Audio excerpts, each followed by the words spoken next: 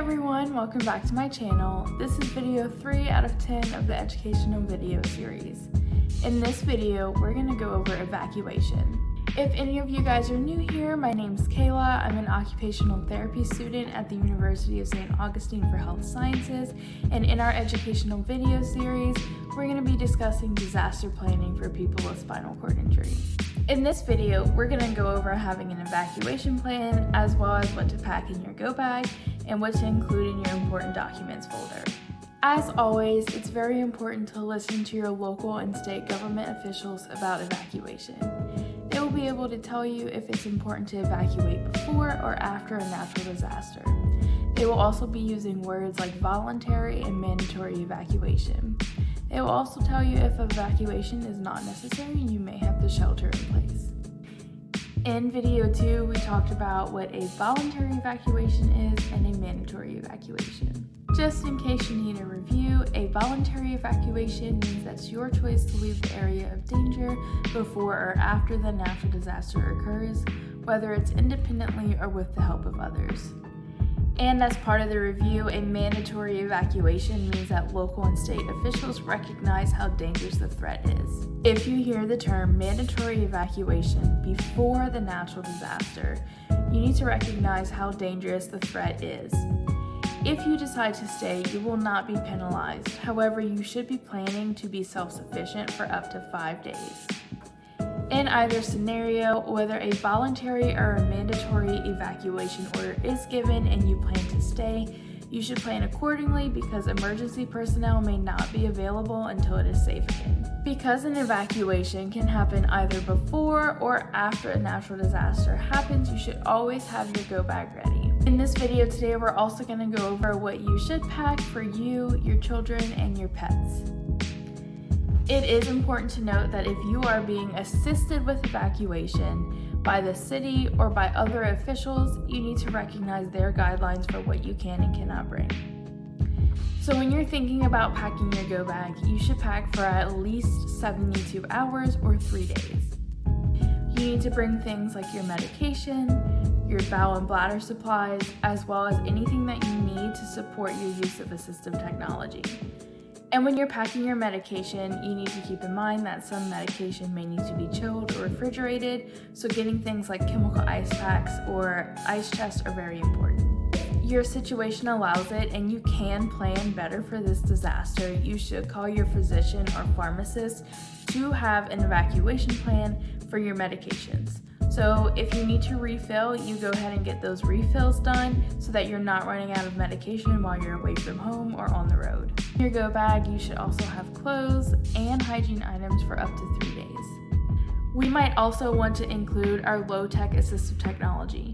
Things like universal cuffs, adaptive eating utensils, adaptive shoe horns, things that you use to make your activities of daily living easier for you or for you to be more independent, I would take with you.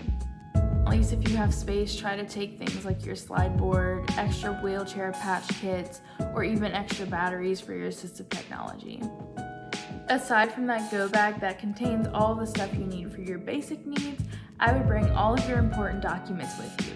When you are putting all of your important documents together, make sure you keep it in one spot so that you know where it is in case you have to leave immediately, so you can just grab it and go.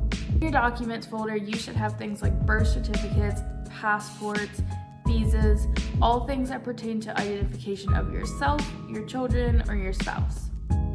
You should also take with you the title to your home, any insurance paperwork, or lease agreements that you have.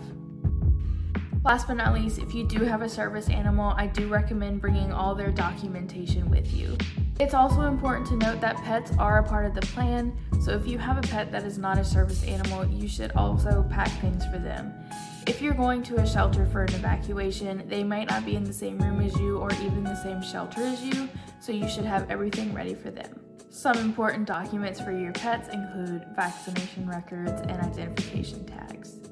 You should also pack their food, carriers, crates, or kennels, as well as their leashes. If you do have children and you're trying to pack for them, think along the same lines as you. Pack clothes, medication, and their important documents as well. If you have infants, make sure you pack diapers, any ointments, as well as baby food or formula.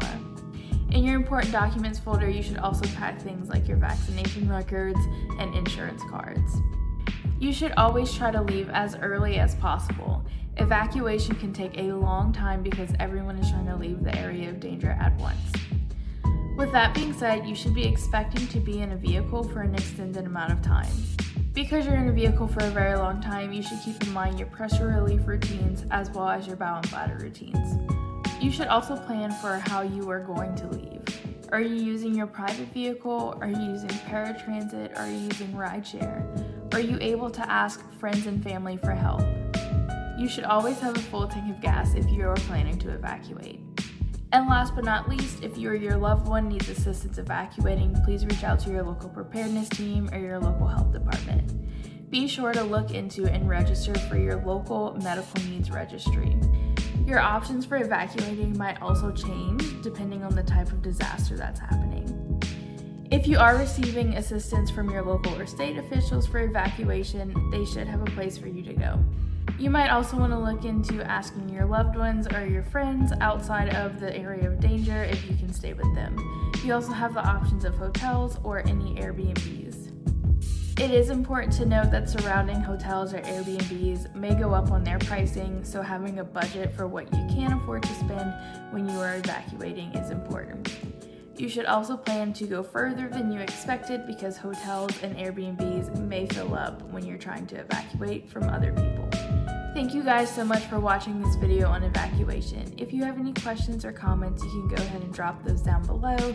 And as always, I'll have my email in the description box in case you want to reach out for any further clarification. If you have any ways we can improve this video series, you can also go ahead and email me or leave a comment. See you guys for video 4.